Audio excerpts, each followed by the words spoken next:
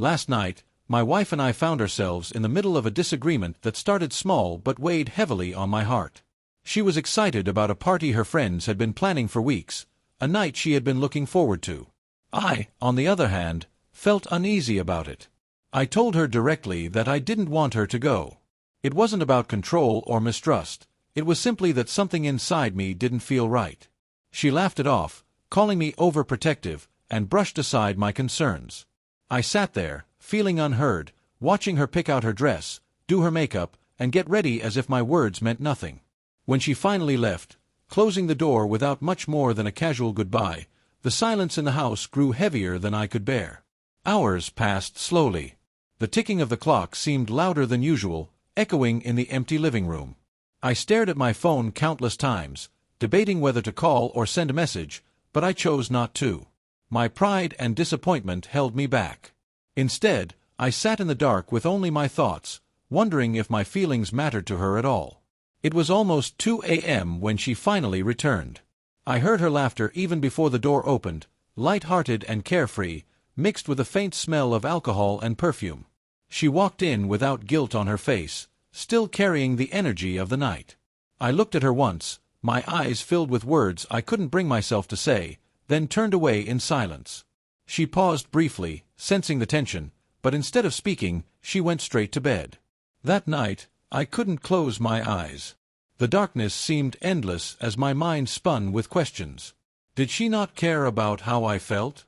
Was my role in her life so small that my concerns could be ignored so easily? I felt invisible, like a shadow in my own home. My silence wasn't anger, it was pain, disappointment, and a quiet cry for acknowledgement. When morning came, I expected her to wake up, stretch, and continue as if nothing had happened. But to my surprise, she was already in the kitchen. I sat quietly at the table, watching her move around. She wasn't humming or smiling like she usually did while cooking. Instead, her shoulders seemed heavy, her movements slower. When she placed the food on the table, she avoided looking at me. For a moment, we both sat there in silence.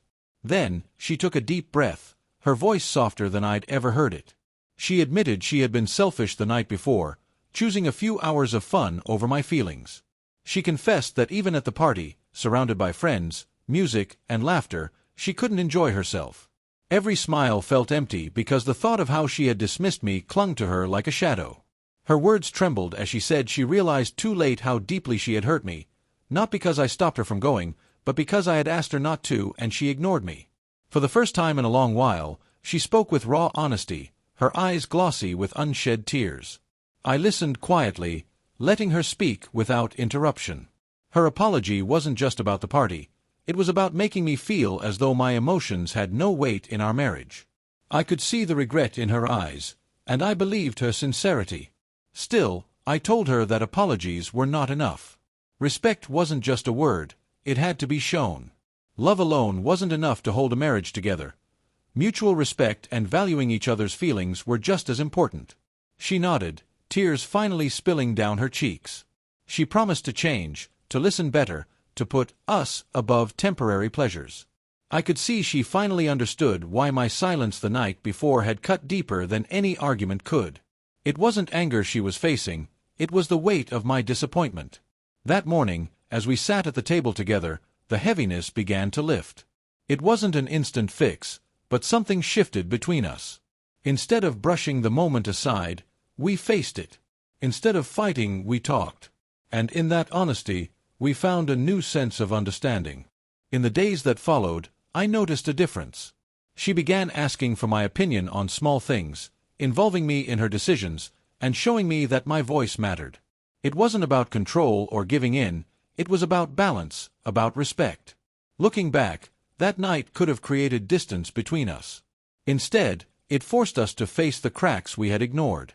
My silence spoke louder than anger ever could, and her guilt became the bridge back to understanding. That morning, when she admitted her mistake with tears in her eyes, I realized something too. Reconciliation is stronger than bitterness. She promised to value my feelings, and I promised to trust her more. Our silence, once heavy with pain, turned into a moment of healing. What could have broken us ended up strengthening us, because we chose to face it together rather than apart.